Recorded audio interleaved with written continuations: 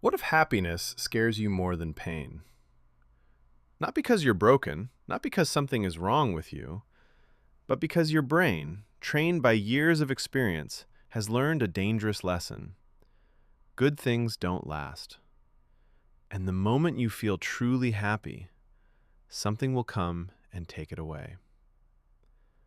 If you've ever found yourself waiting for the other shoe to drop right in the middle of a beautiful moment, this is for you. Psychologists call it cherophobia, the fear of happiness. And no, it's not as rare as you think. It shows up quietly. You get a promotion, and instead of celebrating, you feel anxious. You fall in love, and immediately start looking for signs it will fall apart. You have one perfect Sunday, and by evening you're thinking, this is too good. Something bad is coming. This isn't pessimism. This is a protection mechanism. Your mind is trying to shield you from future disappointment by refusing to fully enjoy the present. And the tragic irony? In trying to avoid pain, you end up living in a constant, low-grade version of it. So where does this come from? For most people, it starts in childhood. You were happy, genuinely, completely happy, and then something happened.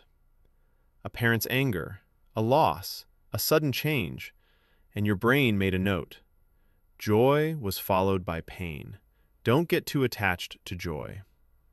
For others, it comes from cultural conditioning. Beliefs like, don't be too happy. It's dangerous. It attracts envy. And for some, it's trauma.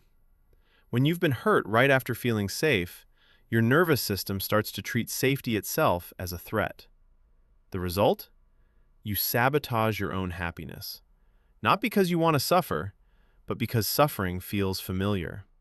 And the brain always chooses the familiar over the unknown, even when the unknown is joy. So what does this look like in real life? You self-sabotage right before a breakthrough.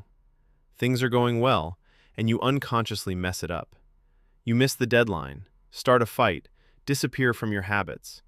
You minimize your wins. Someone congratulates you and you say, "Oh, it's not a big deal," and you actually believe it.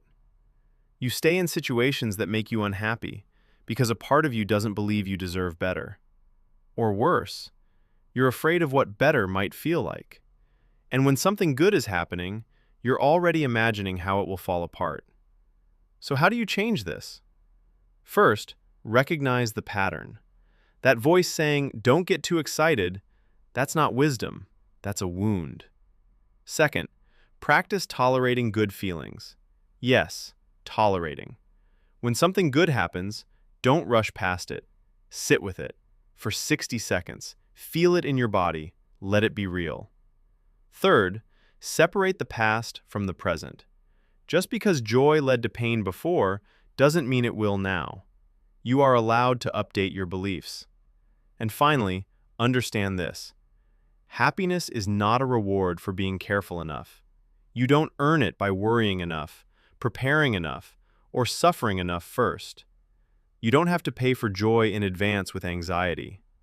So here's a question for you. When was the last time you let yourself feel genuinely, fully happy, without immediately looking for what might go wrong? If you can't remember, that's the work. Not a complete life overhaul, just one moment today where you let something good be good, without the asterisk, without the but. If this resonated with you, share it with someone who needs to hear it. And tell me in the comments, do you recognize this pattern in yourself? I'll see you in the next one.